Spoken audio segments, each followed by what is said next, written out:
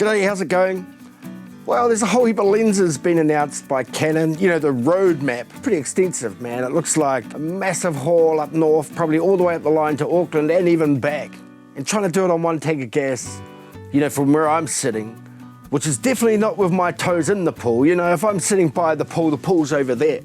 I don't have my toes in the pool for all of these lenses on the road map. But one thing that's really got me excited, and I mean really excited, is what I predict is going to be the God lens. And that's coming from someone who doesn't believe in lenses. And I can just see how this lens, the RF 135mm f1.4, is going to be the God lens. It'll basically herald a new era of portrait photography or subject isolation.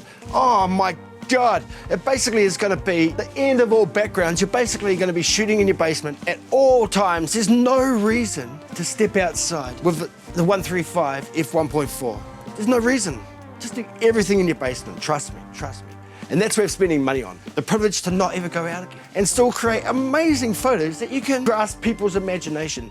Anyway, regardless of all of that, I'm absolutely convinced the RF 135 f1.4mm is just going to be an absolute must-have lens. So out of that whole roadmap and the trip to Eketahuna and back, and then up State Highway 1, you get stuck across the Manaturu Gorge because there's been a slip, and you have to double back and then all of a sudden go over the Remutakas. All of those other lenses can sit to the side and you can leave all that to the side, because the reality is, I'm not going to be dipping my lens into the toes of the walls of the fish. Okay, let's get serious on this to finish. I think the RF 135 f1.4 is going to be an absolute, oh, it's so amazing. And during this rant, I've been showing photos taken with the Canon EF 135mm f2.